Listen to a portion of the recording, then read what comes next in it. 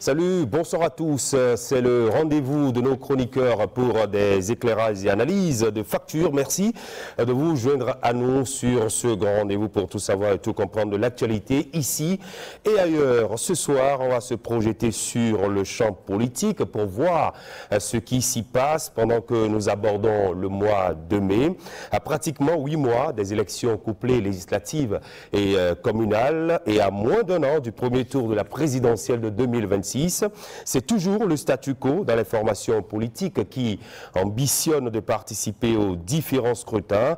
Pas que rien ne se fait, mais juste que l'animation de la vie politique en cette veille d'élection est sans éclat. L'option d'un nouveau cycle politique en est-elle la cause? Quelle compréhension les politiques et surtout le peuple électeur ont-ils des élections générales? Les parties prenantes ont-elles véritablement saisi les enjeux? Tout comme te fait, le silence jusque-là demeure le maître du jeu politique. On fait le débat dans un instant sur le grand rendez-vous. À suivre dans une poignée de secondes la météo politique avec Alberto Mardoché-Gounou dans son traditionnel tour des institutions de la République. Et bien ce soir, il nous emmènera à la haute autorité de l'audiovisuel et de la communication. Des sujets abordés dans les points de vue. L'éditorialiste présentera sa lecture de la nouvelle organisation politique et électorale. Omar Salouf y voit un nouveau cycle qui certainement renforcera la démocratie béninoise, mais plus loin, il s'interroge. Quel sera le baromètre politique du Bénin dans ce format? Élection générale, alignement des mandats sur 5 ans. Vous l'entendrez et nous ferons la discussion.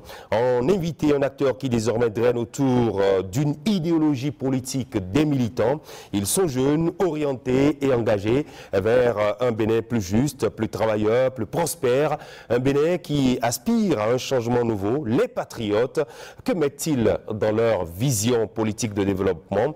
Dr Florian Fadonoubo, président du parti, sera notre invité en toute franchise. Bienvenue.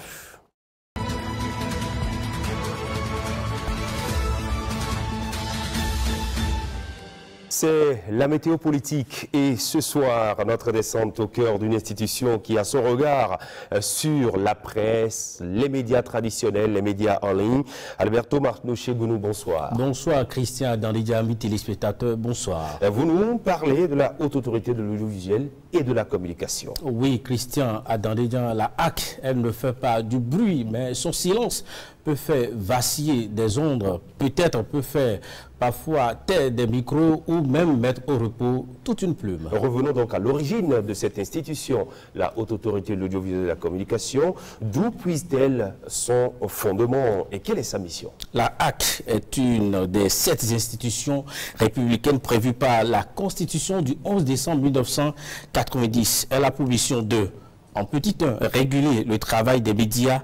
Et lorsqu'on parle de médias, il faut y voir la presse écrite, les radios, les télévisions et même aujourd'hui la presse en ligne. En petit 2, de veiller à un traitement juste, éthique et professionnel de l'information et à l'accès équitable des citoyens aux médias de service public. En petit 3, assurer la gestion des ondes radiophoniques et télévisuelles en attribuant les fréquences. Participer au processus de nomination des directeurs des organes de presse du service public. Et quand on parle du service public au Bénin, il faut savoir qu'il s'agit là de la Société de radio-diffusion et télévision du Bénin, SRTB, et puis l'Office national d'imprimerie de presse ONIP, dont dépend le quotidien La Nation. Il faut rappeler que c'est en 1993 que l'institution est devenue opérationnelle avec la mise en place de la toute première équipe. Justement, on parlera des présidents qui ont présidé, dirigé cette institution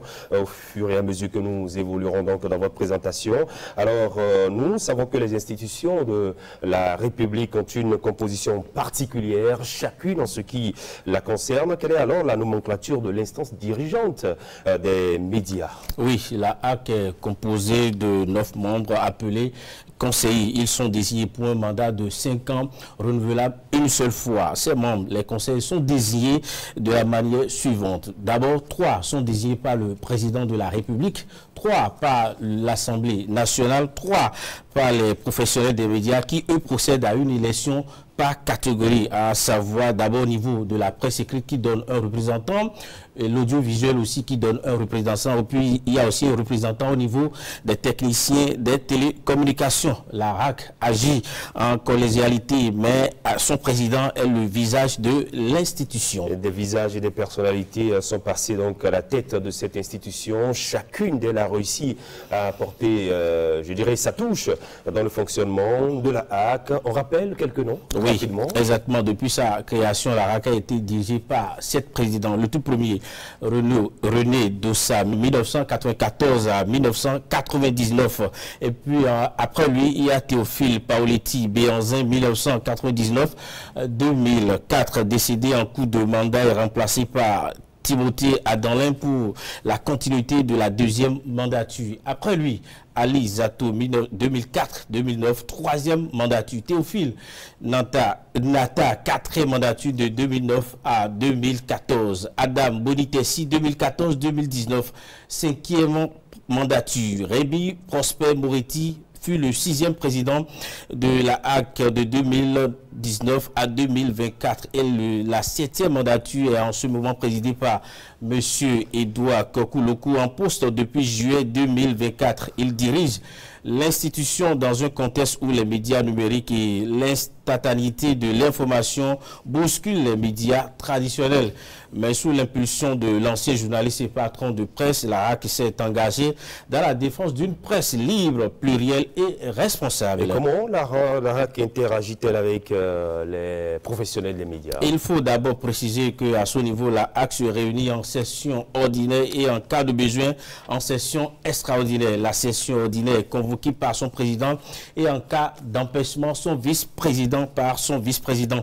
La convocation en session extraordinaire est faite à la demande d'au moins 5 de ses membres. L'institution garante de l'exercice de la liberté de presse et de la communication dans ce rôle incarne un idéal pour une presse responsable. À cet effet, il assure l'égalité de traitement entre tous les opérateurs en matière de presse et de communication.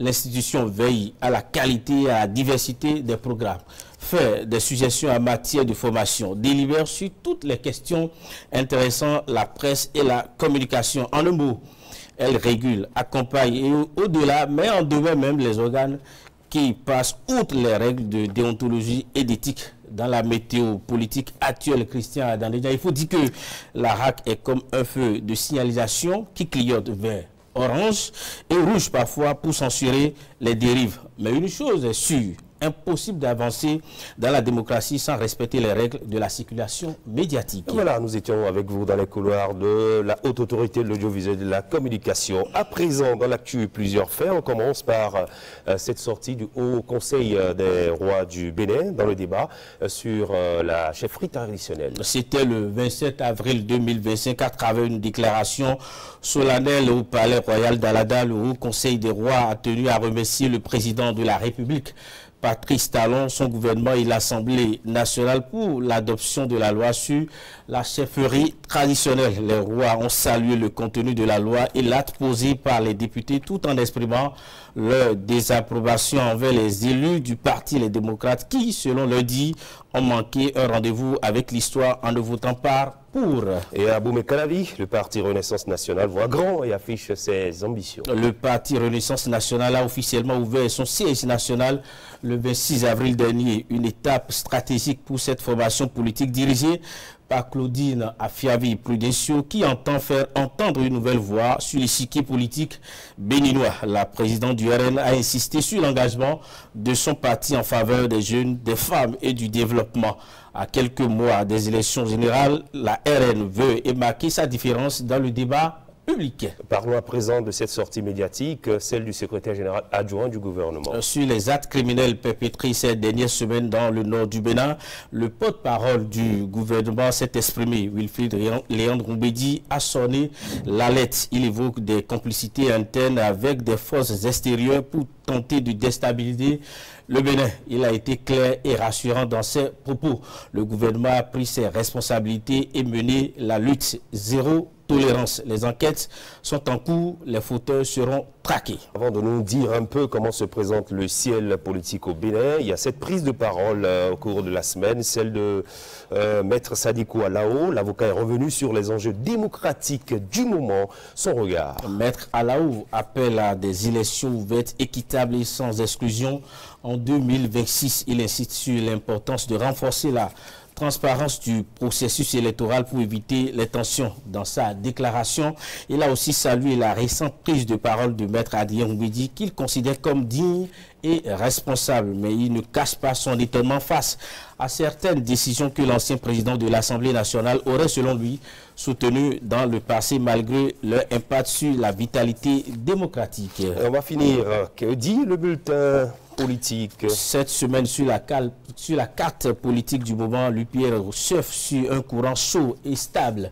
Le ciel y est dégagé avec des éclaircies stratégiques. Le parti s'active sur le terrain comme jardinier en saison des pluies. Chaque pas vise à faire germer des chances pour 2026. On observe une haute pression d'activisme du côté du bloc républicain.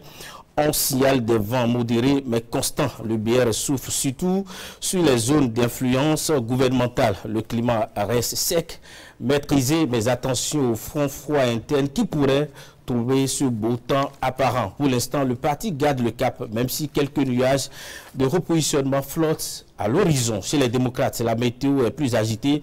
Des orages verbaux ont éclaté après le vote de la loi sur la chefferie traditionnelle. Le parti tourne contre ce qu'ils appellent une instrumentalisation des institutions. Et dans cette zone orageuse, la foudre s'est abattue sur certains choix politiques. La formation pourrait redessiner ses lignes de défense à mesure que l'élection approche. Enfin, dans l'animation politique, une petite brise venue d'Abou Mekelavi s'est élevée avec Renaissance nationale. Le ciel y est encore nuageux, mais la présidente Claudine Prudencio veut faire apparaître le soleil pour dissiper les nuages. Avec l'inauguration de son siège, la RN pose ses parasols et rêve d'une grande saison politique. Ce jeune courant espère devenir la douce pluie qui fait reverdir le paysage politique. Voilà, Christian Adarija pour la météo politique de la semaine. D'ici là, gardez vos baromètres à portée de main car dans le ciel de 2026, rien n'est encore écrit et les retournements sont toujours possible. Voilà, merci à vous, merci beaucoup Mardoché Alberto Gounou. C'était la météo politique avec vous. Vous allez continuer de scruter l'horizon et de nous revenir en fin de semaine prochaine pour nous dire un peu comment va se présenter le ciel politique au Bénin à mesure que nous approchons les élections générales de 2026. Et il nous dira dans un instant, le chroniqueur, notre éditorialiste, que ces élections générales de 2026 sont un nouveau cycle qui renforce la démocratie. Allez, bonsoir chez vous. Merci beaucoup. Merci beaucoup. Restez avec nous.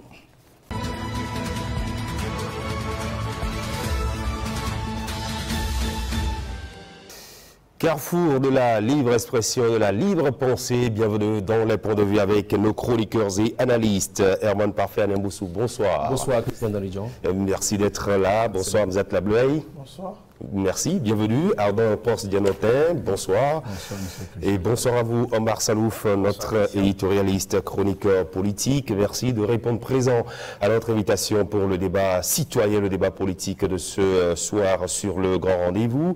Oui, réforme du système partisan, élection générale, alignement des mandats.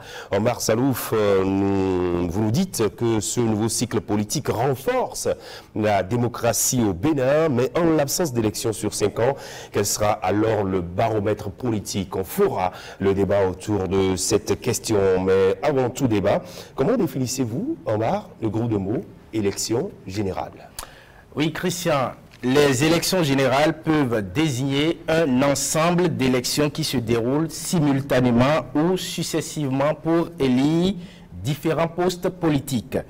Ça permet aux électeurs de désigner, par exemple, le même jour, le président et le vice-président de la République, les députés à l'Assemblée nationale, les membres du Congrès, les conseillers communaux et municipaux. Tout cela en fonction du modèle de gouvernance du pays qui prend l'option des élections générales. Au Bénin, il s'agit d'élire au cours d'une même année les députés, les conseillers communaux et municipaux le 12 janvier 2026, puis le président de la République est élu le 12 avril 2026. Au-delà du thème élection générale, il ne serait pas superflu de parler d'année électorale. Faut-il le rappeler, c'est la deuxième fois que le Bénin va vivre les élections générales. La première fois, c'était au lendemain de la conférence nationale de février 1990. Et donc, en 1991, les législatives, les communales et la présidentielle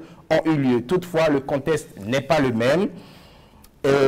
Puisqu'en 1990-91, nous sortions d'une crise sociopolitique et il fallait remettre les compteurs à zéro et relancer le pays sur le chemin du développement après avoir posé les bases démocratiques. Et justement, depuis lors, le Bénin démocratique fait son petit bonhomme de chemin. Quelle est donc l'opportunité d'instaurer chez nous les élections générales?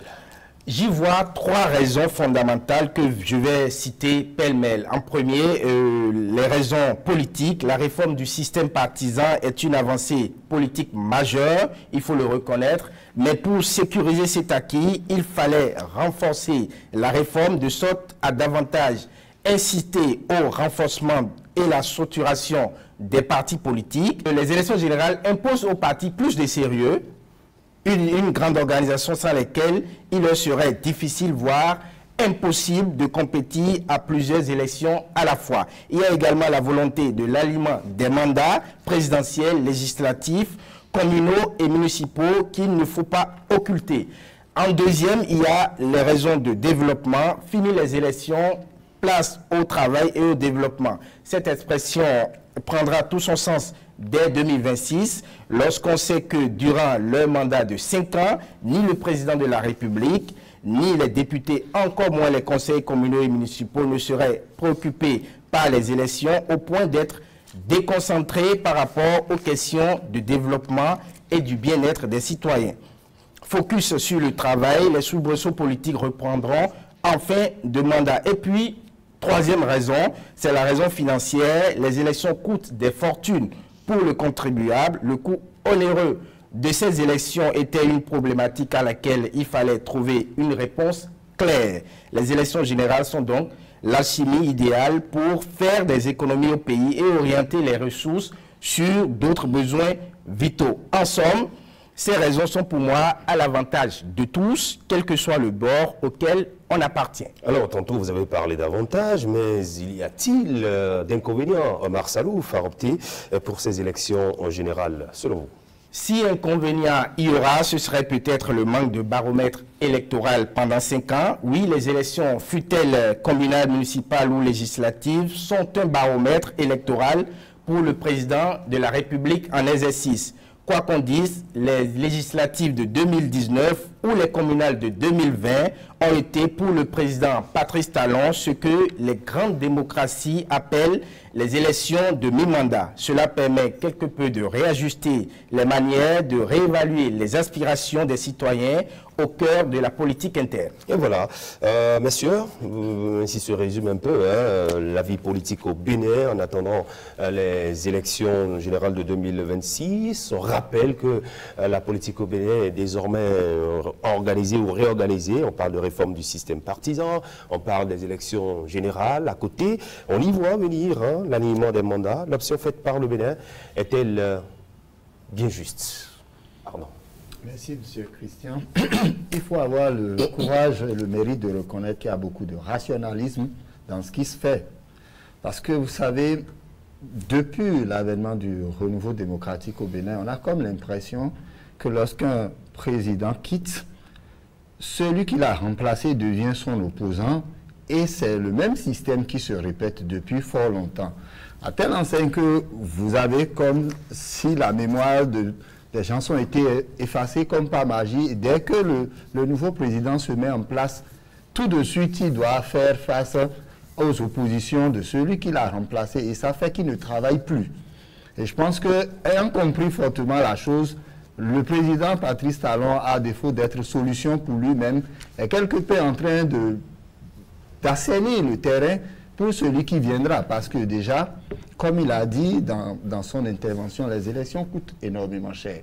Nous sommes un pays pauvre, ne l'oublions pas, nous nous endettons pratiquement pour organiser les élections chez nous. Donc nous ne pouvons pas continuer, alors que nous sommes en train de nous endetter pour organiser les élections, faire beaucoup plus d'élections que ceux qui nous aident à organiser ces élections. Donc déjà, il y a un rationalisme économique dans le système partisan que moi je salue. Et ce rationalisme se traduit d'un point de vue intellectuel et politique, dans le sens où, si on fait les élections en général en janvier 2006, et que les 2026, pardon, et que les présidentielles sont en avril 2026, il n'y a que le président qui est élu, assurément aura la majorité. Parce que s'il y a des élections législatives qui s'organisent et que tout de suite après il y a un président qui est élu, il y a une logique statistique qui veut que celui qui arrive à avoir le dictat en termes de quotas législatifs au niveau des présidentielles, puisqu'il est présenté par un parti, s'il remporte, ça veut dire que le parti qui a porté le président au pouvoir a une certaine majorité présidentielle confortable au président pour travailler. Ensuite, derrière, il n'y a que les députés, avant de choisir forcément ce président, ont dû échanger avec lui en profondeur pour comprendre son projet de société, pour qu'une fois que la machine est lancée, qu'il n'y ait pas d'entrave chemin faisant et qu'il n'y ait pas de joutes électoraux en vue qui freinent justement la mise en place de la vision du projet de société. Alors oui, je vous repose la question. Est-ce que c'est une option justifiée, Herman Anyamboussou? Option justifiée ou pas, je pense que c'est une expérience à vivre. Parce qu'effectivement, comme l'a rappelé le chroniqueur tout à l'heure, c'est vrai qu'au lendemain de la conférence nationale, donc après la Révolution, il y a eu ces élections générales qui ont été organisées en 1991 parce qu'il fallait tout revoir. C'est un peu comme si le Bénin sortait d'une situation que plus personne ne voulait voir. Et donc en 1991, il y a eu ces élections générales, bien malin qui peut dire exactement si les aspirations de la population béninoise d'alors avaient été respectées, parce qu'en ce moment-là, on avait mis en place l'Assemblée nationale et tout.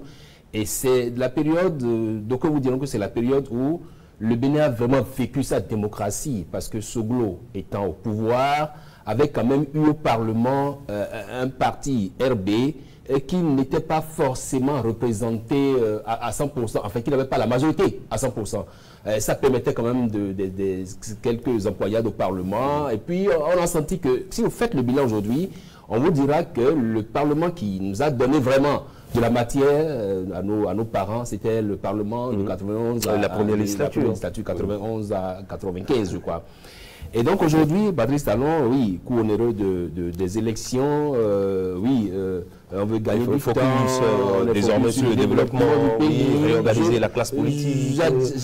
J'adhère à cette logique, développée également par mon ami Djenotin. Sauf qu'ici, la réalité, et c'est Omar qui l'a soulevé, c'est qu'une fois qu'on a fait les élections générales, le président il va avec son équipe. Et donc, il n'y a pas une élection de mi-mandat, un peu comme aux États-Unis, par exemple. Vous voyez aujourd'hui, Donald Trump aujourd'hui, il est en train de forcer un peu les choses, parce qu'il sait que d'ici 1 an ou 2 ans, il y aura une élection de mi-mandat qui va lui permettre de remettre en cause, et qui remettra désormais en cause certains choix qu'il est en train de faire aujourd'hui, et qui ne peut peut-être valider aussi ce qui est certain, si les choses vont très bien. Le défaut de cette élection de mi-mandat fait que quand on s'engagera en 2026, on va s'engager pour 5 ans.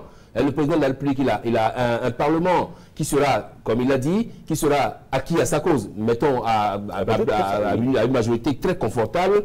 Les maires ou les conseils communaux seront élus, les maires seront désignés ou nommés comme on le veut. Et donc, on est là pour 5 ans. Il n'y a pas possibilité de dire, attention, M. le président de la République, le choix que vous avez fait là, C'était pas ça que vous avez fait au départ, donc possibilité de revoir le Parlement. Ça va se discuter entre acteurs politiques, entre partis politiques. Malheureusement, il n'y aura plus la population pour dire attention, le choix qu'il a fait, c'est un choix qui ne va pas. Donc je pense, oui, en même temps qu'on essaie de rationaliser les choses, en même temps qu'on fait beaucoup de choses, il faut quand même redonner à cette démocratie cette vivacité d'antan qui permettait quand même aux populations de pouvoir dire au président de la République, attention, le choix que vous avez fait de départ là, c'est pas ça que vous faites maintenant, on veut le mettre en cause. Voilà. Hamzat, oui, beaucoup de choses ont été dites. Moi, je ne critique pas cette réforme parce que je pense que ça apporte un plus à l'environnement politique. Mais je pense qu'il faut aussi mettre l'accent sur les dangers qui nous guettent. Quels sont les dangers qui nous guettent? Je pense que avoir un président qui sera dans un fauteuil confortable pour les 5 prochaines années, c'est un danger en réalité. On a adhéré à la démocratie, mais on n'a pas adhéré à la démocrature. Pourquoi je le dis? Je le dis parce que avoir un président qui a dans sa poche le législatif, qui a dans sa poche, et ça remet d'ailleurs en question ça remet en péril la question de la décentralisation, puisque en 91, le Bénin a adhéré à la décentralisation, de permettre à ce que les élus communaux et municipaux puissent être dans une moindre mesure démocratique et aussi être libres de leurs choix et de leurs décisions. Aujourd'hui, c'est remis en question à cause de cette réforme. Alors, c'est discutable. Est-ce que ça apporte un plus? Est-ce que ça permet à l'administration d'aller plus vite?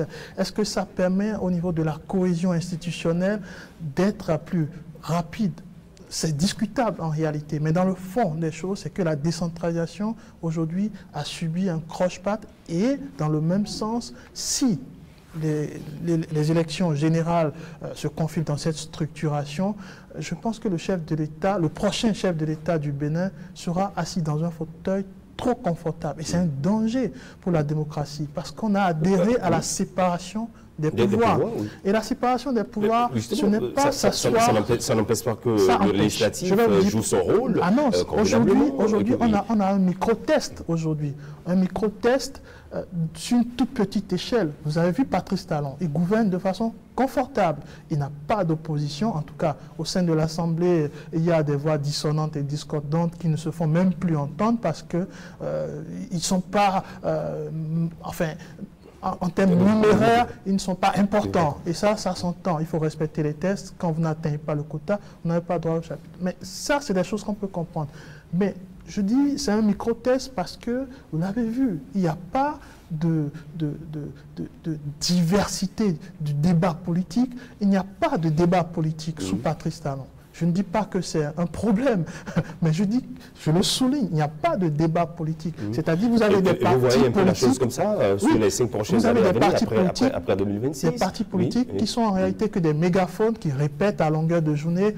Si Patrice Talon dit oui, ils ne font que le répéter. Si Patrice Talon dit non, ils ne font que le répéter. Ils sont devenus en réalité des mégaphones qui ne font qu'une répétition sans un fond conséquent sur la réalité politique donc, du quand vous analysez tout cela, vous pensez que... Je termine là-dessus. Oui.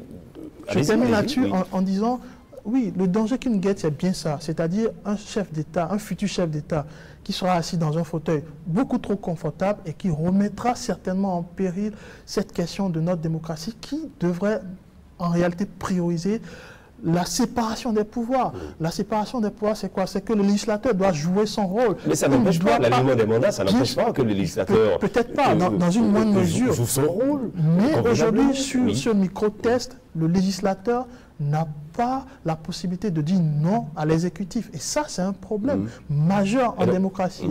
Et quand vous vous référez aux acquis du Bénin en termes de démocratie de 90 jusqu'en 2016, il y a beaucoup de choses qui n'ont pas fonctionné, mais sur ce plan bien précis, on a longtemps été salués comme étant des modèles après le Sénégal sur l'échiquier sous-régional en matière de démocratie et d'ambiance, même de débat politique. Ce dont nous parlons, les élections générales, vous l'avez rappelé, ce n'est pas la première fois que le Bénin va à ce type d'élection. On a voulu refaire la chose autrement. On est passé à l'alignement des mandats. Aujourd'hui, Omar Salouf, est-ce que les acteurs politiques eux-mêmes n'ont pas accepté la chose? Bon, je vais emprunter un mot de Hamzat qui dit qu'il y a des mégaphones qui ne font que répéter ce que le président a répété. Est-ce qu'ils l'ont vraiment accepté ou bien ils l'ont accepté comme ça parce que le président de la République l'a voulu? C'est un gros point d'interrogation. Il y a eu des débats autour. Oui. Il y a eu des discussions autour. Oui, il y a eu un vote à l'Assemblée nationale. D'accord, oui. Mais le vote à l'Assemblée nationale, c'est qu'il y a une majorité confortable acquise au président Patrice Talon, et donc ça ne devrait que passer comme une lettre à la poste. Et je ne crois pas que le débat... Mais alors, il y a eu des discussions, le débat du dialogue politique en 2019. D'aucuns ont qualifié ça de simulacre. D'aucuns estimaient que bon, c'était un dialogue pour faire un dialogue, parce qu'on a refusé les assises nationales, parce que le Bénin n'était pas dans une situation particulièrement dangereuse pour qu'on parle d'assises nationales, mais le dialogue politique était opportun. Le président de la République l'a accepté, mais tout le monde ne l'a pas accepté.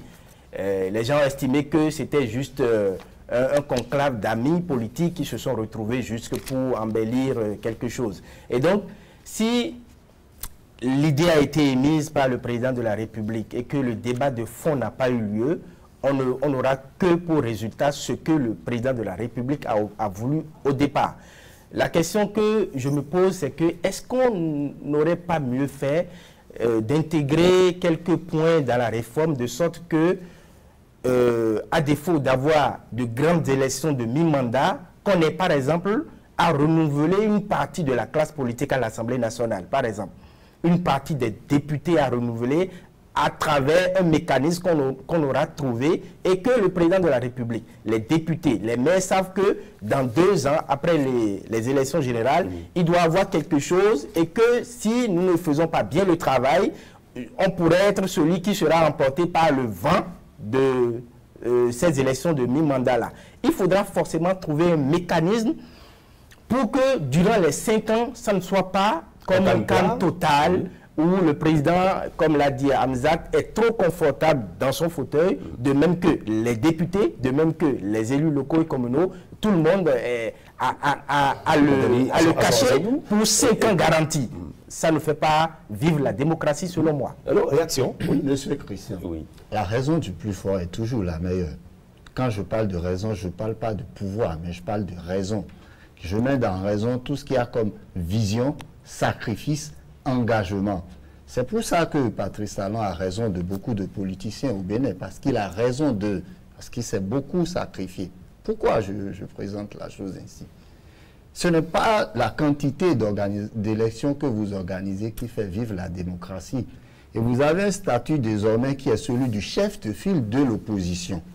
Et quand vous regardez la configuration politique actuelle, c'est ce que nous souhaitons pour les grandes démocraties que nous sommes en train d'avoir, même si nous ne sommes pas en train de l'obtenir comme tout le monde l'aurait souhaité. Qu'on ait de grands partis politiques en place qui puissent animer la vie politique convenablement. Moi, je fustige un peu la lecture intellectuelle de l'opposition qui n'a pas su attaquer le président Patrice Talon sur des failles réelles, mais qui s'est tout le temps a fait un focus sur la personne du président Patrice Talon.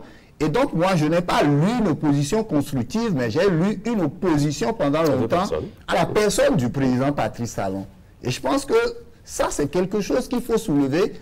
Nous sommes en train de parler de la vie de la démocratie, mais il faut rappeler à ceux qui vont animer l'opposition qu'il y a une façon d'animer l'opposition pour avoir de l'impact. Et donc, je pense que si les partis de l'opposition se prennent au sérieux, et que le prochain président, peu importe le bord dont il viendra, il y aura un marquage aussi de l'opposition avec un chef de file de l'opposition. On n'a pas besoin d'organiser... On n'a pas besoin forcément d'organiser des élections avant de juger le président. Si on a une opposition bien organisée, bien structurée, et un chef de file de l'opposition qui sait ce que c'est que s'opposer à un régime et qui sait drainer la troupe. Oui, monsieur, oui, allez-y. Moi, je ne réagis pas par ce qui vient d'être dit. La raison du plus fort n'est...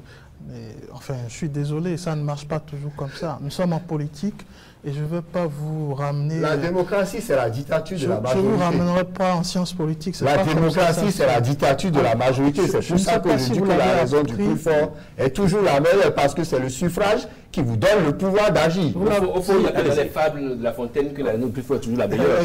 Parce que justement, ici, nous sommes sur le terrain politique. Et il y a des paramètres quand même dont il faut tenir compte pour faire ces ans d'analyse. Parce que justement, nous allons vers une C'est pour ça que j'ai parlé de raison et non de pouvoir. Vers 2026, où on a parlé de réforme du système partisan, avec de grands ensembles qui, ma foi, ont l'air d'un cratère. Hein. Le jour où ça va exploser, c'est comme des laves qui sont là, qui sont en train de y avoir un éboulement à l'intérieur et tout.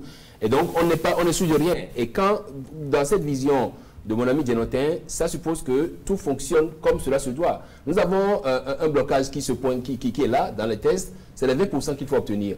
Donc, ce n'est pas évident que les partis politiques dits de l'opposition, que ce soit de la mouvance, aient vraiment tous les éléments qu'il faut pour y aller. Ensuite, le gros souci que nous avons, vous vous rappelez, 91, il y avait eu une élection avec plusieurs partis politiques. Il a fallu que Soglo soit là pour qu'après on dise aux gens de venir à la rivière. Vous aussi, vous avez l'expression aller à la rivière ou bien. Et ça n'a pas empêché les gens d'aller à la rivière. Aujourd'hui, il se passe que nous allons vers une élection. L'élection générale, la législative et municipale avant. Et donc, ça permet à celui qui veut être député de savoir baisser la tête, de savoir se tenir à carreau pour être positionné d'abord sur les listes, quitte à ce qu'on lui impose celui qui va être président en 2026. Donc, quand on me dit que les élections sont couplées, que c'est général et que moi j'aurais été d'accord si on me disait que c'est une élection simultanée et pas que c'est pas, comme il a dit, successive. Non, ici, si c'était simultané, là, le même jour, on prend le président de la République, on prend les députés, on prend les conseillers. Malheureusement, ici, on a le temps de faire les recadrages. Oui, allez-y. J'ai un peu l'impression que, j'aimerais citer cette formule, celui qui dispose d'un gros marteau a souvent tendance à croire que tous les problèmes sont des clous et a tendance à le taper dessus. J'ai un peu l'impression que c'est la caricature que notre cher ami fait. J'ai parlé de raison. Du chef dans la raison de l'État. J'ai dit de ne pas nuancer raison. Alors, je termine. Et pouvoir. Je précise très bien. C'est très profond ce que je dis. C'est tant mieux. Je parle de raison à nuancer avec pouvoir. C'est pourquoi j'ai parlé de tout ce qu'il y a comme sacrifice, de tout ce qu'il y a comme vision, du contexte dont il faut tenir compte. Nous sommes trop nostalgiques d'un passé qui ne nous fait pas avancer pour longtemps. On va lui permettre de se prononcer. Ce n'est pas en me coupant que vous avez raison. Allez-y, vous avez la parole. Ce que je veux dire, il ne faut pas obnubiler la personne du chef de l'État comme celui qui a fait des sacrifices. Tout le monde a fait des sacrifices en 10 ans. Les partis politiques, les hommes politiques, les personnalités politiques, et même certains qui se sont retrouvés de l'autre côté des barreaux. C'est un sacrifice en réalité. Tout le monde a fait des sacrifices. Et je pense que les Bénins ont élu Patrice Talon parce qu'il a proposé quelque chose en 2016. De 2016 à la fin de son premier mandat, quel est le bilan? C'est sur ça qu'on va juger Patrice Talon. De 21 aux élections générales, quel est son bilan réel? Il y a un ancien chef d'État qui dit « Votre bilan est votre boulet, en réalité. » Et dans ce bilan, nous aurons les élections générales, justement. C'est de ça nous parlons. Bien sûr. Dans le temps de 5 ans qui sépare deux élections générales, il va y avoir... Il s'est mué en un stratège politique. Et ça, je le dis toujours, je le salue. Parce qu'aujourd'hui, plus personne n'est à sa hauteur en termes de stratégie politique. Il a de l'avancée, de la longueur sur plusieurs hommes politiques aujourd'hui. C'est tant mieux. Mais ce qu'on dit ici, ça a une valeur générale. Parce que les élections qui arrivent, c'est dans un contexte du futur, en réalité. C'est pour 5 ans, en réalité. Et tout ceci a été pensé pas par une structuration, mais que par l'homme, Patrice Talon. Et c'est ce qu'il faut dénoncer, c'est ce qu'il faut dire ici, aujourd'hui. Parce que ça souffre d'insuffisance. Patrice Talon pensait, en tout cas continue de penser que fonctionner comme ça, c'est une façon d'aller plus vite sans... Mais il a quand même rappelé le chroniqueur tout à l'heure, quand il a évoqué un certain nombre de raisons, notamment les 3 raisons, la raison politique, exactement. Il faut réorganiser. Il faut réorganiser, on a parlé du développement, désormais, quand on finit avec les élections, on est focus sur le fonctionnement du pays, sur le développement, et on se donne rendez-vous dans pratiquement 5 ans. La raison financière, beaucoup d'argent investi dans les élections, et ça, ça, on le rappelle. Est-ce qu'il ne serait pas rationnel de réorganiser tout ça? Les raisons peuvent s'entendre, oui. Mais les raisons ne justifient pas toujours la réalité du terrain. Les réalités du terrain sont les mêmes. On est en démocratie. Donc, séparation des pouvoirs, ce n'est pas au nom du développement qu'on va sacrifier le développement. Ça n'empêche pas la séparation des pouvoirs. Aujourd'hui, est-ce qu'on peut parler de séparation des pouvoirs quand vous voyez sur une petite échelle que le législateur à l'Assemblée nationale est complètement acquis à la personne du chef de l'État. Or, il devrait y avoir, même au sein d'une famille politique, parfois, il faut qu'il y ait des divergences d'opinion. C'est tellement fondamental que beaucoup n'arrivent pas à comprendre que avoir des opinions divergentes ne veut pas dire être opposant. Dire ou proposer autre chose ne veut pas dire qu'on conteste ce qui a été dit dans un premier temps, du tout pas. Et c'est ça qu'il faut combattre aujourd'hui. Il faut combattre l'absence de la pluralité d'opinions. Il faut prioriser aujourd'hui. Je veux placer. Et je finis là-dessus. Allez-y rapidement. Je me dis une chose, et c'est assez simple. Aujourd'hui, nous sommes à la veille des élections générales et il est important aujourd'hui que tout le monde puisse comprendre à tous les niveaux qu'en réalité, la priorité, c'est que tout marche comme sur des roulettes. Et ça commence par ces débats qu'on mène sur vos plateaux. Oui, allez-y. Oui. Vous allez réagir. Allez-y. Bon, décidément, je suis très d'accord avec Hamzat pour son intervention d'aujourd'hui. Je crois que l'absence de contradiction, même au sein d'une même famille politique, crée même de problèmes à la démocratie. Parce que ce n'est pas parce que nous sommes du même camp politique qu'on doit forcément voir les choses de la même manière. Mais pendant longtemps... Donc ça n'a pas toujours été le cas. Il y a quand même des sorties médiatiques que nous voyons ces jours-ci. Et vous allez constater que, bon, tout n'est pas consommé comme on le pense dans l'information politique. Pendant longtemps, nous avons vu des sanctions à l'encontre de membres de partis politiques, que ce soit simples citoyens, que ce soit responsables. Pour avoir eu des opinions divergentes. Pour avoir eu des opinions, pour avoir eu des positions. Et donc, cela n'encourage pas la prise de la parole, cela n'encourage pas la contradiction au niveau des partis politiques. Des contradictions jaillit la lumière, dit-on. Et donc, si ça doit continuer, si ça a commencé déjà ainsi, maintenant qu'on n'a pas encore eu l'aliment des mandats, maintenant qu'on n'a pas encore opté pour les élections générales, qu'en sera-t-il à partir de 2026, où on sait que après les élections, on n'a plus rien à faire d'autre que d'attendre la fin des 5 ans. La réforme est maintenue, il faut aller à son expérimentation. Il faut aller à son expérimentation, mais ils vont devenir quoi, les acteurs politiques? Vous ne pensez pas que, vous pensez qu'ils ne vont plus... Ça ne va plus bouger, ça va manquer de quelque chose. Et le débat que nous faisons exactement ici, c'est pour justement leur rappeler que toute loi est perfectible. Et donc, s'il faut, à la prochaine, au prochain vote, ou bien à la prochaine étude de cette même loi, s'il faut mettre un petit mécanisme pour permettre à ce que ce soit conseiller, que ce soit député, que ce soit... Bon, oui, que ce soit conseiller, que ce soit député. Tout acteur politique. Tout acteur politique peut savoir que pendant 5 ans, il y a possibilité d'un renouvellement à un certain pourcentage, peut-être à 10%. Comme ça se voit quand même tout le sacrifice qui a été consenti pour mettre sur pied ces différents lois. C'est l'image qu'on pense que je suis là pour présenter le président Patrice Talon comme un génie. Ensuite, je vais rappeler quelque chose. Qu'il est un génie. Bien sûr qu'il est un génie, mais je ne suis pas là pour le présenter comme un génie. Mais je vais rappeler quelque chose. Le faux procès qu'on lui fait comme quoi il décide de tout.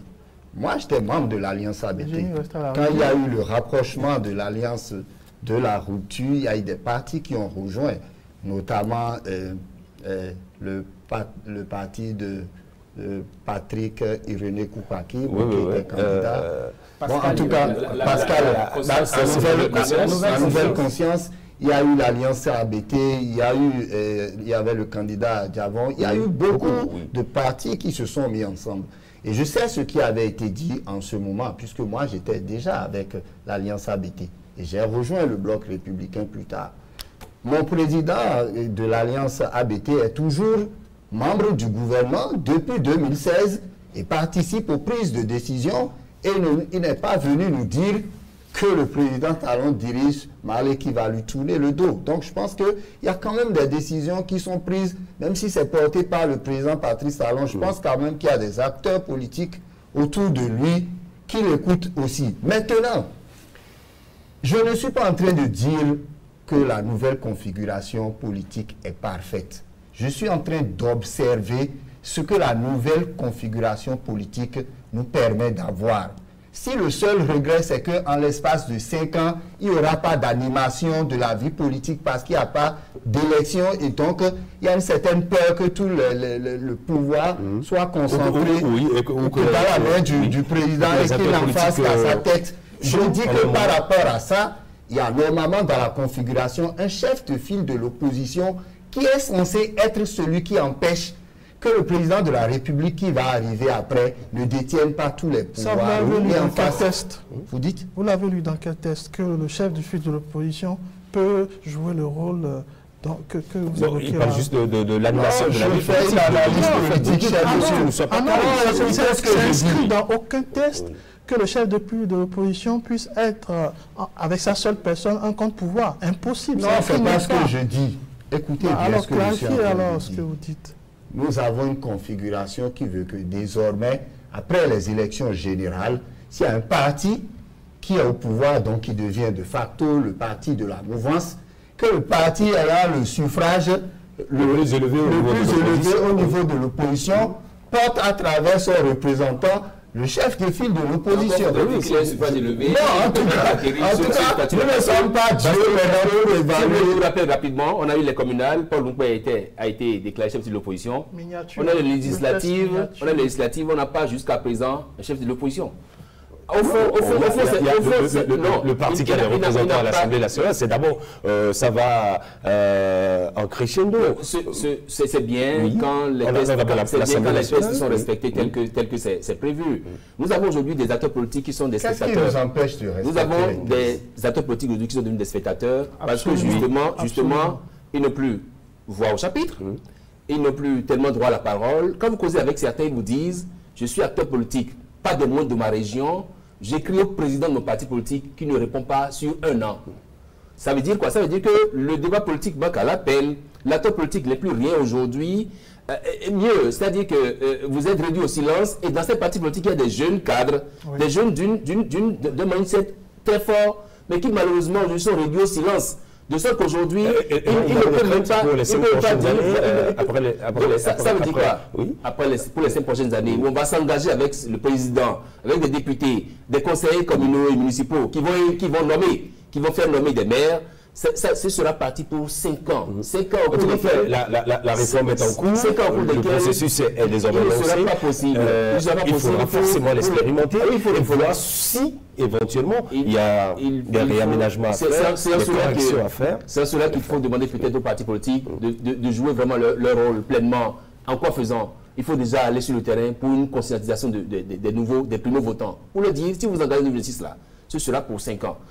Que ce soit de la mouvance ou de l'opposition, pour qu'ils sachent, pour que ceux qui votent sachent vraiment le sens du vote, pourquoi ils doivent voter en 2026. Et mieux, il faudra travailler également à faire en sorte que par exemple, on émet peut-être, c'est pas 6 millions de bulletins, mais il y a à peine 2 millions qui sont utilisés. Il faut amener les gens à aller voter. Pourquoi il parle de rationalisation? Voilà, donc c'est ça. C'est tout ça qui fait qu'on dit que les élections sont coûteuses. Non, c'est parce qu'on émet des bulletins qui ne sont pas exploités au mieux de leur forme. Donc je pense qu'il y a beaucoup d'éléments, beaucoup de paramètres sur lesquels il a rappelé, il y aura forcément des avantages, mais à côté, les inconvénients, vous vous êtes accentué beaucoup plus sur le vide que cela va laisser après les élections générales sur le plan politique où on ne sentira pas véritablement les acteurs politiques bouger. Bon, ils sont dans l'exercice en ce moment. En ce moment, ils sont dans l'exercice, ils ne pas. Donc, ça ne posera pas. Il faut que les politiciens comprennent qu'ils doivent s'adapter désormais à la vision du président qui est en place. Parce que la façon de faire la politique a évolué, c'est mondial. Il faut que ça évolue aussi au Bénin. Et vous savez, quand les acteurs politiques se plaignent, c'est parce qu'ils ne sont pas dans l'esprit de conquête de pouvoir. Il y a beaucoup de politiciens qui sont attentistes. On vient en politique pour conquérir le pouvoir. Et donc, quand vous venez en politique, vous devez avoir les moyens de votre politique. Autrement, vous subissez la loi des ténors et vous restez calme et vous l'avez rappelé tout à l'heure, c'est la loi de la majorité.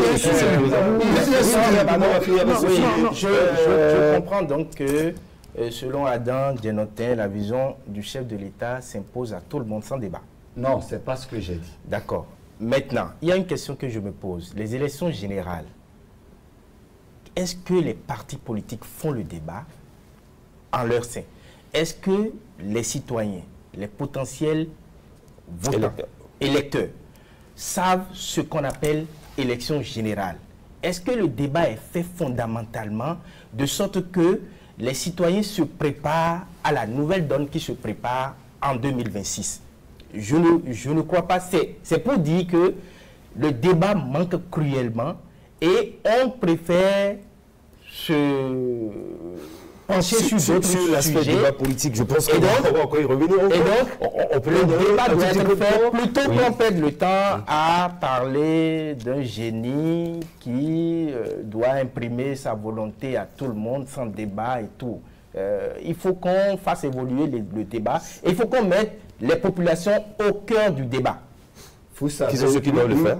Les partis politiques justement. Moi, je ne sais pas pourquoi on accuse le président Baptiste Talon si les partis politiques ne s'animent pas convenablement. Écoutez, n'est-ce pas? C'est pas de sa faute. Le président. Oui. Mais c'est ça. Je n'accuse pas le président de la République. J'accuse les partis les acteurs politiques de se mettre trop selon la volonté du président de la République. Parce qu'ils n'ont pas d'autre configuration politique que de le suivre.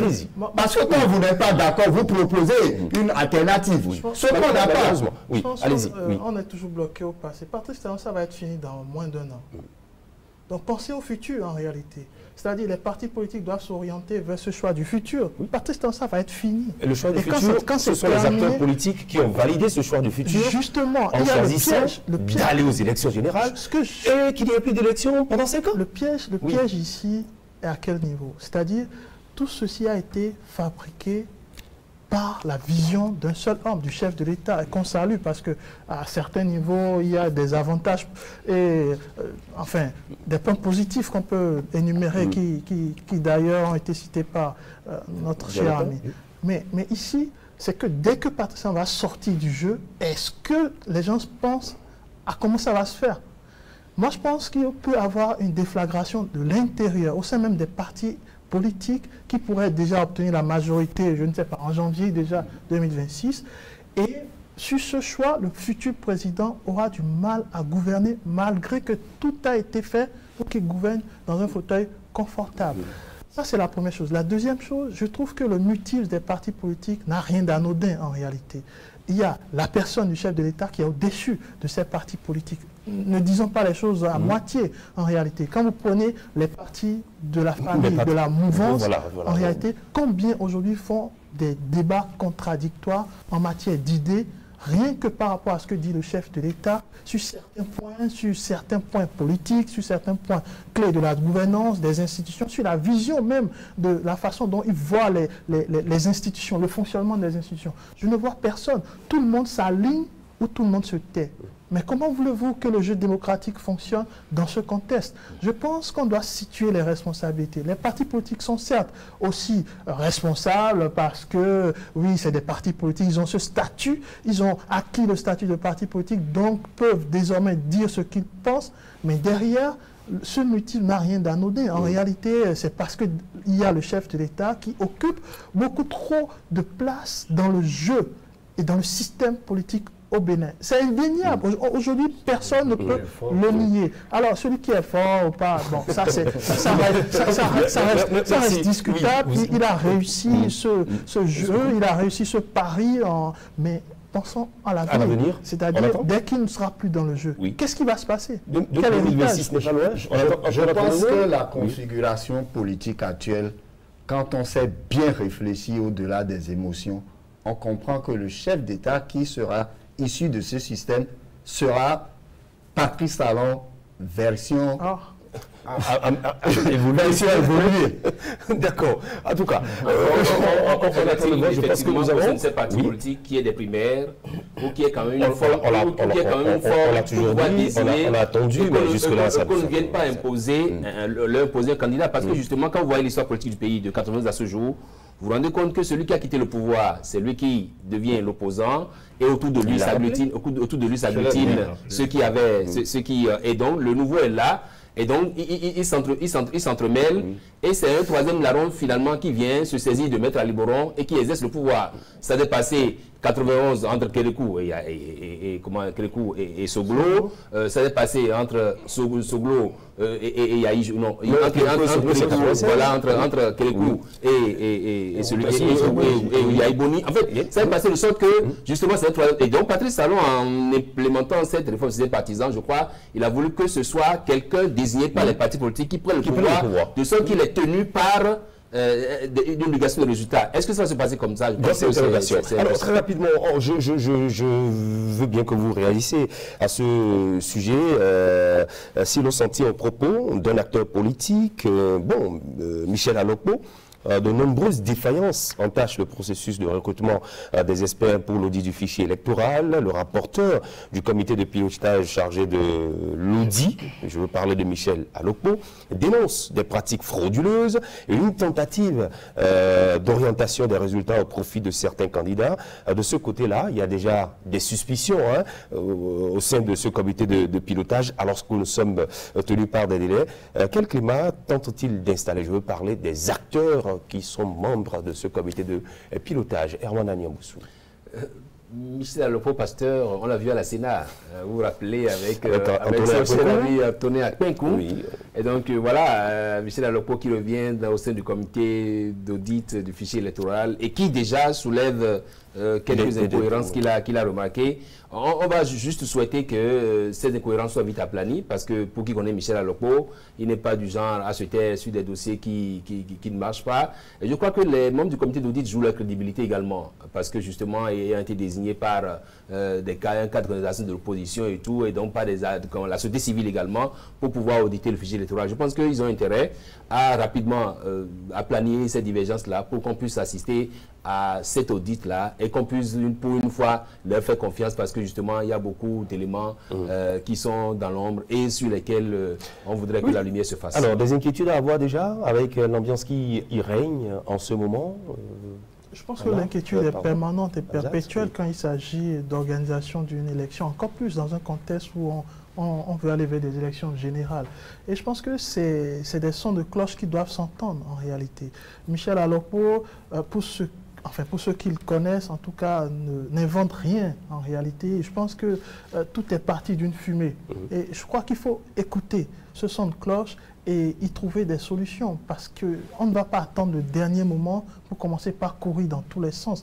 Parce que c'est en ce moment que la crédibilité même des institutions va devoir se jouer. Ça, c'est la première chose. La deuxième chose, je pense que la population observe tout ça avec beaucoup de recul. On n'en parle pas assez dans les débats.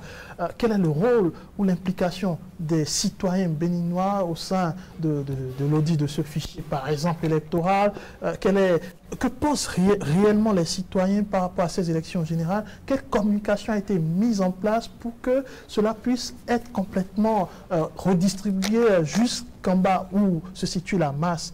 Il n'y a pas grand-chose qui est fait aujourd'hui. Donc, moi, je pense qu'il faut penser à ces citoyens, il faut penser à communiquer suffisamment avec eux, sans quoi, parce qu'ici, le véritable défi, ce n'est pas le vôtre. Le véritable défi des élections générales, ce n'est pas que ça fonctionne ou pas, mais c'est que le taux de participation soit significatif, contrairement à ce qu'on a vu en 2021 ou en 2019. Donc, je pense qu'il y a quelque chose à corriger. Et ces sons de cloche, il faut les entendre, il faut les écouter pour que justement la crédibilité de ces institutions, la crédibilité de ces commissions ne soit pas remise en question, pour que la population se retire du jeu électoral. Et ça, ce serait quand même dommage de mettre autant de sous, de mettre autant de financement public à destination des élections générales pour qu'au final, il n'y ait pas une signification participative. Oui, je pense qu'il y a lieu de prendre avec beaucoup de sérieux les messages du pasteur Et oui, il y a lieu de s'inquiéter. Pas que lui, tous les membres, c'est-à-dire tous ceux qui composent, c'est le dialogue, la discussion. Bien sûr, vous savez, moi j'ai eu la chance de participer au recensement général de la population et de l'habitation au Bénin. Et je pense déjà que, comme il a dit, à chaque fois, quand vous participez à ça, à chaque fois qu'il y a élection, vous savez déjà qu'il y a des risques de fraude. Maintenant, derrière, moi je voulais appeler à la sagesse de tous les acteurs politiques béninois qui se réclament de l'opposition ou de la mouvance, peu importe le bord dont ils se réclament. Je pense que nous avons véritablement besoin de prendre de la hauteur, au-delà de nos émotions, de comprendre qu'il y a beaucoup de dangers qui nous guettent, ne serait-ce qu'à travers la situation conflictuelle qui prévaut aujourd'hui au nord dans le pays et à l'approche des élections.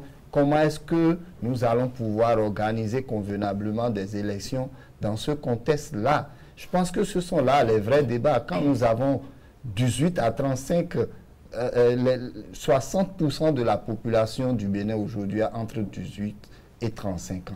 Et ce sont des gens désœuvrés. Et vous n'avez aucune politique nationale, que ce soit de l'opposition ou de la mouvance, qui en parle.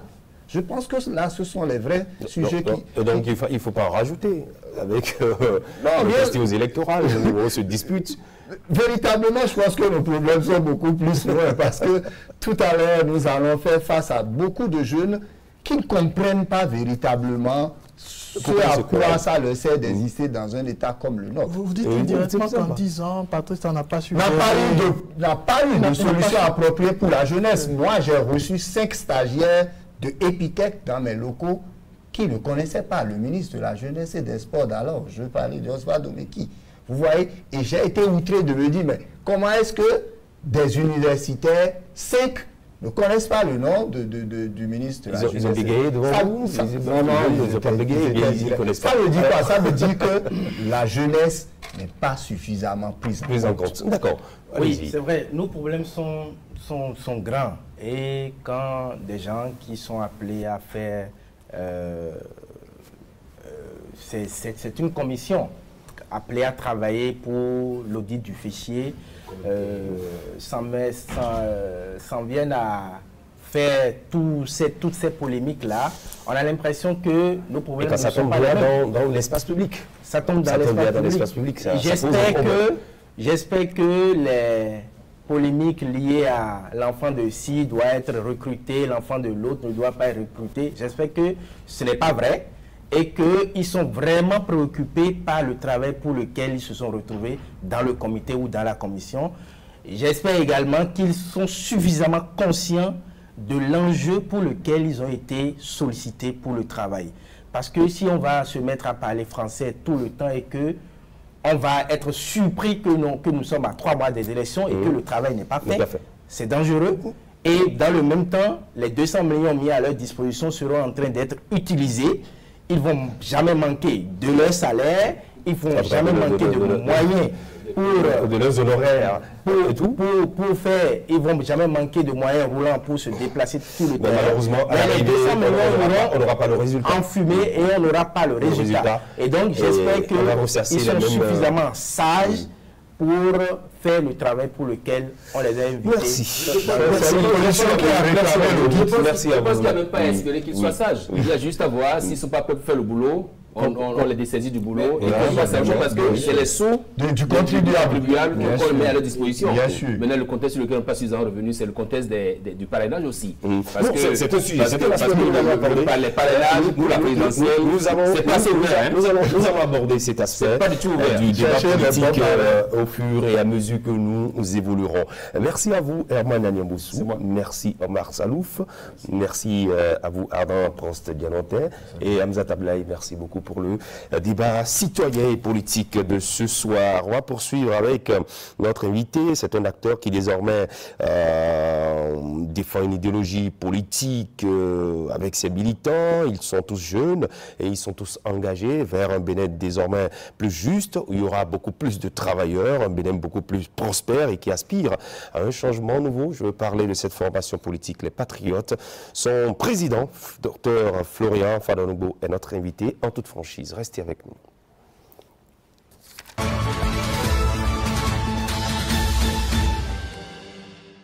Eh bien, retour au plateau cette fois-ci avec notre invité, l'invité en toute franchise, Florian Fadonoupo. Bonsoir. Bonsoir, monsieur Adandédian. Bienvenue sur le grand rendez-vous. Vous êtes en toute franchise et dans cet environnement de réforme qui, je dirais, appelle à la formation de grands ensembles. Un parti politique naît. Ce parti politique vient de vous et de votre groupe. Pourquoi faire? Merci beaucoup. Un parti politique, c'est d'abord des idées, des solutions face à des problèmes qu'un certain nombre de citoyens rencontrent et estiment qu'ils sont en mesure de le résoudre. D'accord? Alors, les patriotes, c'est le défi d'une génération, la mienne, la vôtre, celle des enfants nés avant la conférence et après la conférence. Nous avons assez de partis, mais nous ne sommes pas satisfaits de ce qu'ils nous proposent comme solution à nos problèmes.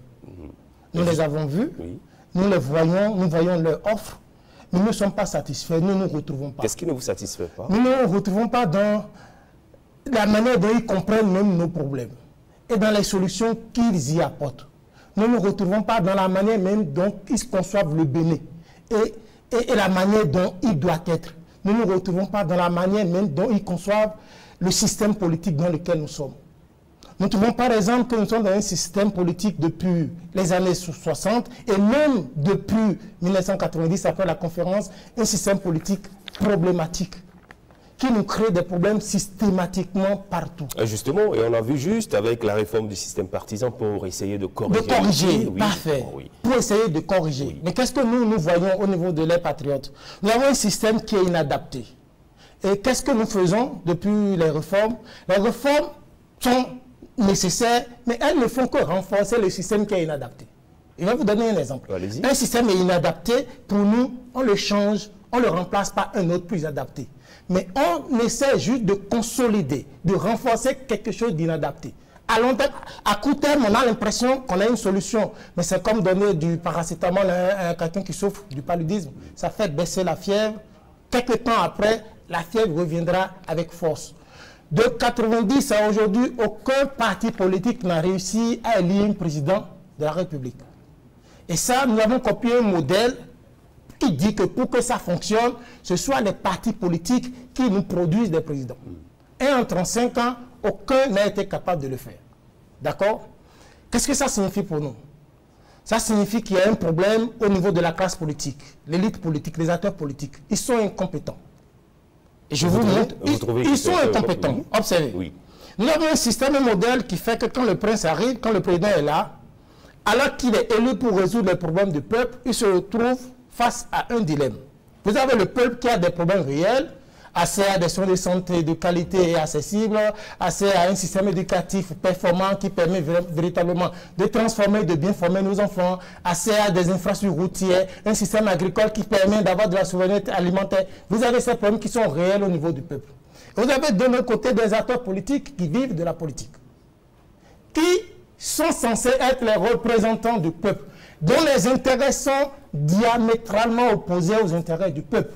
Le président arrive, qu'est-ce qu'il a à faire? Il a choisi soit satisfaire le peuple ou satisfaire les acteurs politiques. Dans un système normal... Les acteurs politiques sont dans le peuple. Ils sont dans le peuple. Ils sont avec le peuple. Mais ils ne sont pas le peuple. C'est une catégorie distincte du point de vue social, du point de vue économique. C'est distinct. Ils n'ont rien à voir avec le peuple. Exemple, la misère ambiante que vit le peuple, les acteurs politiques ne la vivent pas. D'accord? Au moins, le peuple est obligé d'envoyer ses enfants dans l'école publique et ils ont la possibilité d'envoyer les enfants à l'extérieur.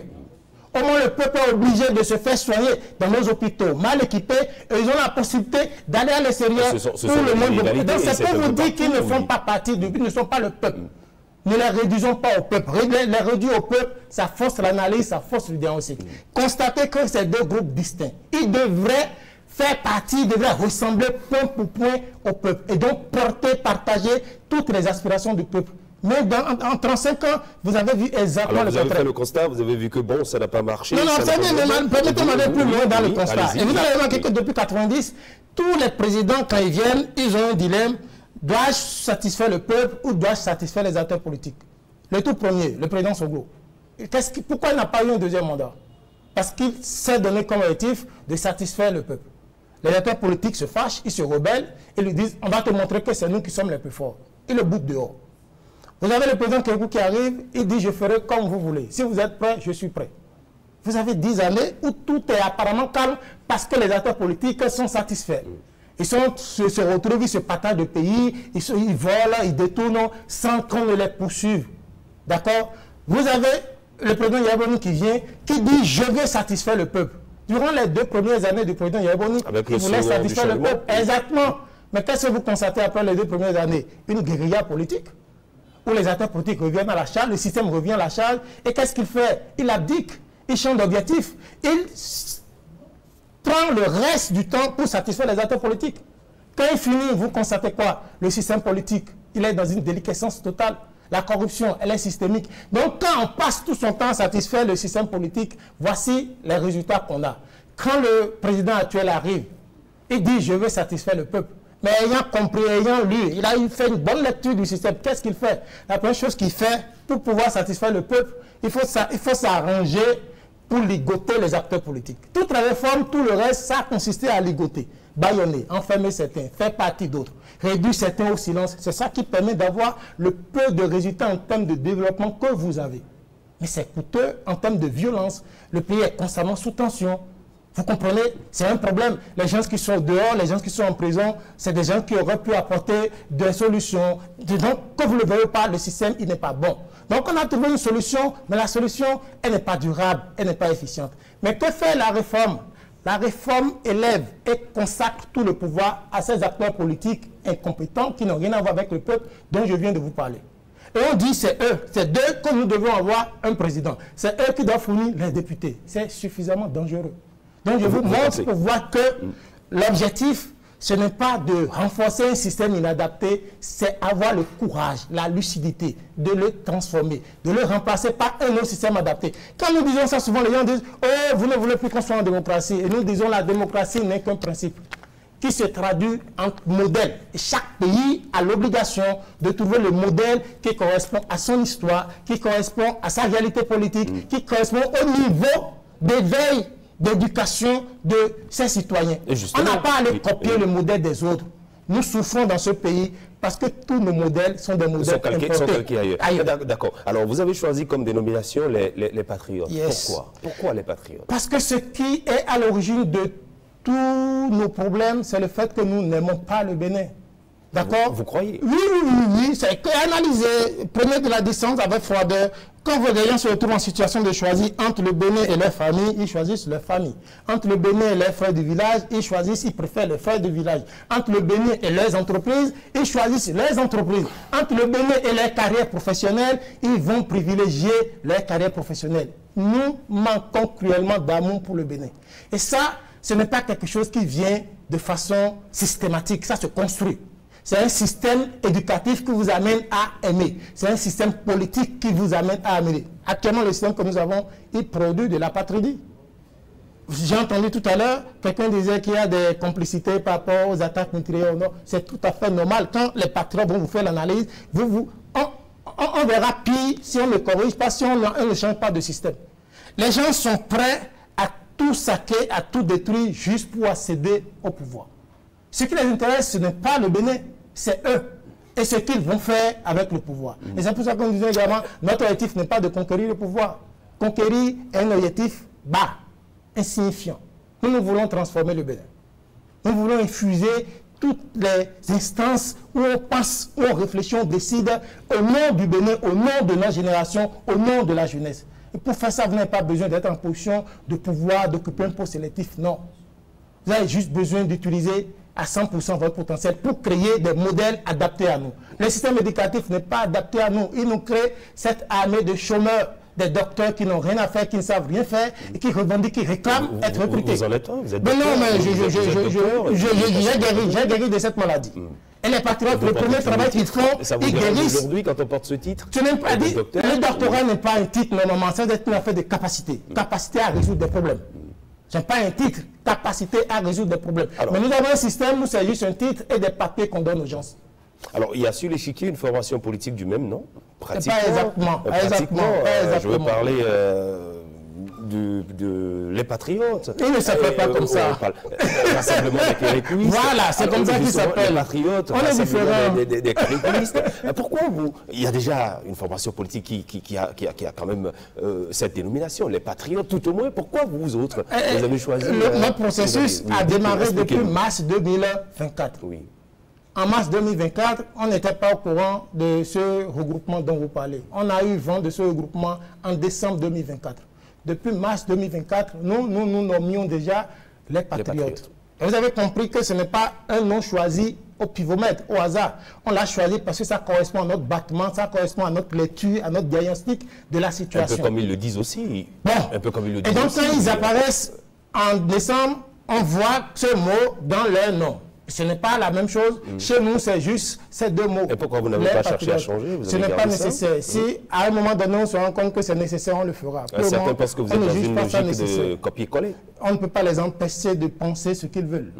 Et quand je vous ai expliqué tout à l'heure notre diagnostic, notre analyse, notre compréhension de nos problèmes, vous verrez que nous n'avons pas d'égal au niveau de la sphère politique. Donc on ne copie personne. D'accord, vous êtes pratiquement le dernier né. Qu'apportez-vous de nouveau et qui ne soit pas déjà, je dirais, pris en compte? Cette analyse que je viens de vous faire. Par les formations politiques. Cette analyse que je viens de vous faire. Vous avez une idéologie qui est propre à vous. Est-ce que vous pensez que l'idéologie pour un parti politique est quelque chose qui véritablement marche chez nous, qui fonctionne? Alors, c'est un gros travail. L'idéologie, quand nous on a fait l'exercice, on a pris pratiquement les documents de tous les partis politiques existants. Vous voyez pratiquement les mêmes mots, les mêmes paroles, les mêmes phrases. Et c'est joli, c'est très intéressant. Mais quand nous venons dans la réalité, il y a un grand fossé. Et donc, nous ne nous enfermons pas dans ces mots, dans ces jeux de mots.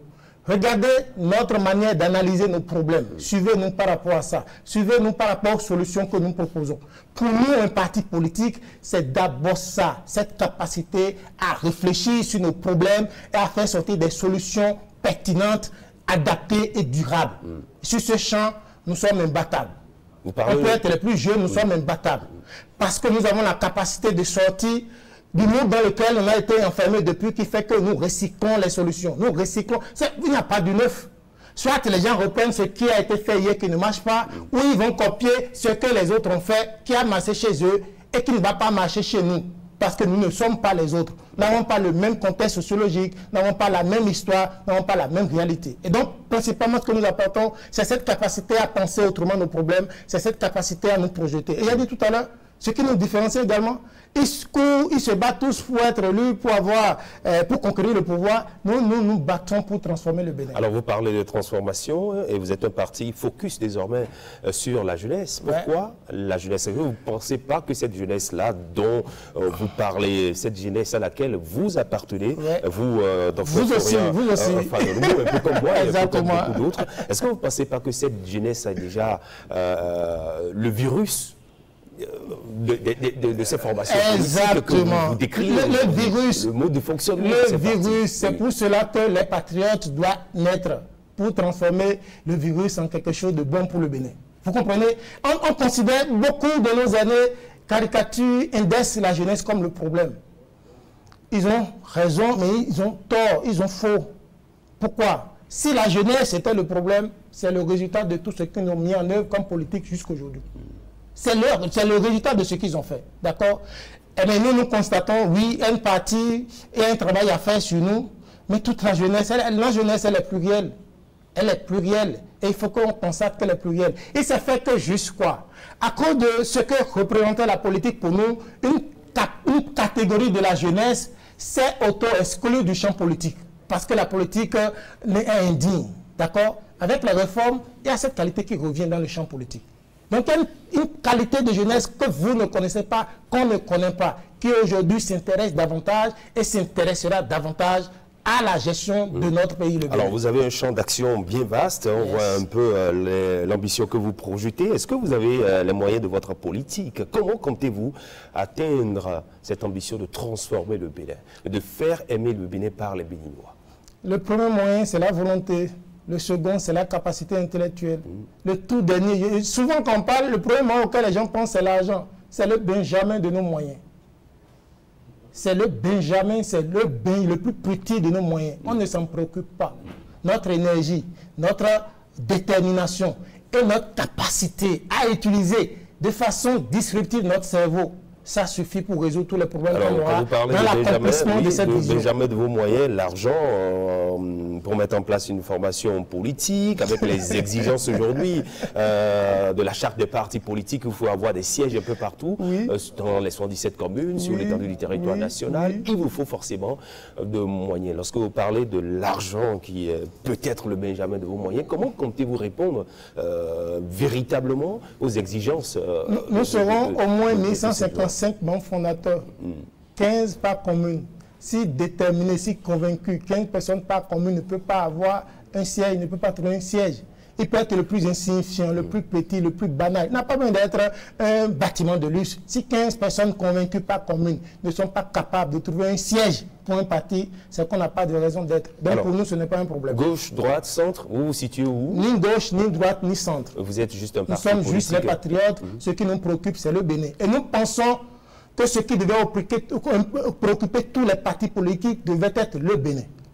Le Bénin, simplement le Bénin. Vous pensez qu'ils ne l'ont pas dans leur mode de fonctionnement? Non. Tout le monde se préoccupe. Il faut juste mesurer l'écart entre les actes et leurs paroles. Les paroles sont bien mielleuses. Dans les actes, vous voyez autre chose. Le Bénin ne les préoccupe pas. La jeunesse ne les préoccupe pas. Avec vos compagnons de lutte, vous vous définissez comme des citoyens engagés et convaincus de la capacité des jeunes à transformer le Bénin. Que devrait-on comprendre par là? Que nous avons envie de montrer un nouveau visage de la jeunesse.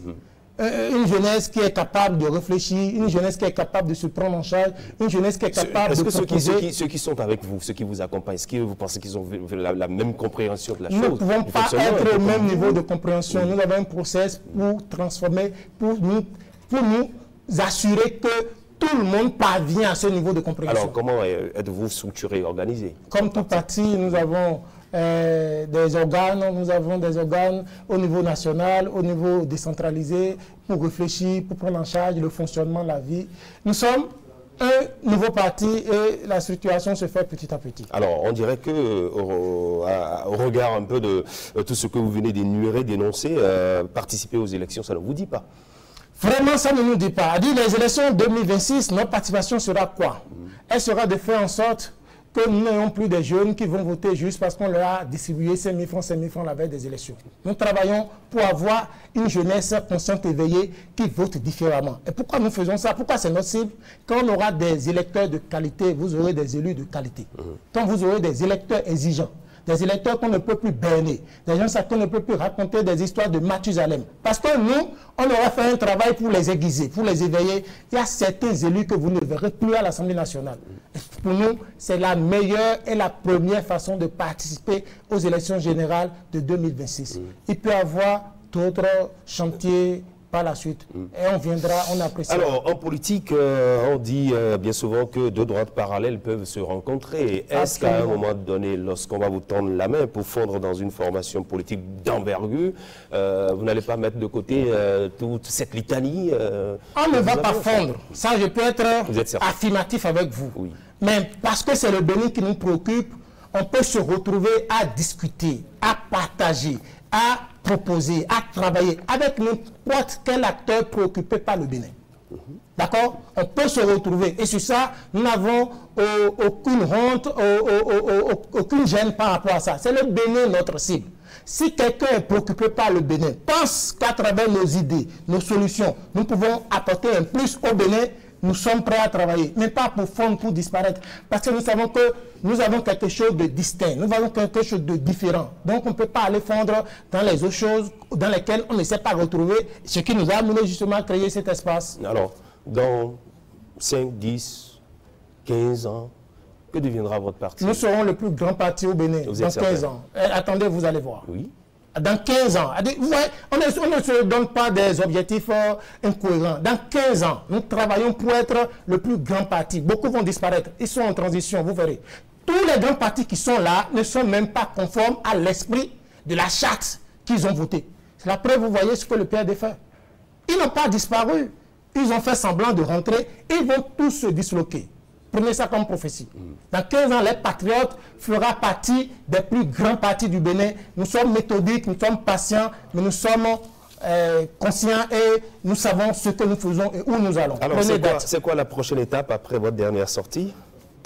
Nous continuons toujours par nous mobiliser, par recruter, par toucher chaque jeune où qu'il soit, pour lui parler, pour lui expliquer ce que nous disons, parce que c'est nouveau, parce que sans bien expliquer, les gens ne comprennent pas. Donc nous travaillons à gagner le cœur de notre jeunesse, de notre génération. Merci à vous. Merci beaucoup, Dr Florian Fada-Noubo. Je rappelle que vous êtes le président de cette formation politique désormais mise en place. Je veux parler de Les Patriotes. Merci d'être passé sur ce plateau. Et c'est sur cette rubrique en toute franchise que nous vous disons un grand merci. Bonsoir chez vous.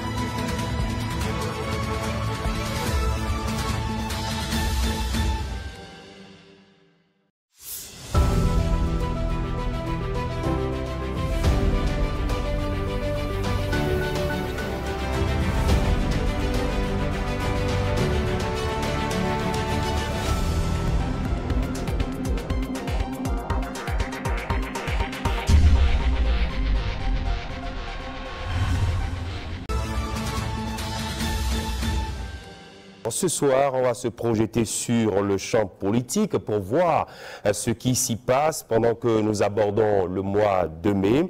À pratiquement 8 mois des élections couplées législatives et communales et à moins d'un an du premier tour de la présidentielle de 2026, c'est toujours le statu quo dans les formations politiques qui ambitionnent de participer aux différents scrutins.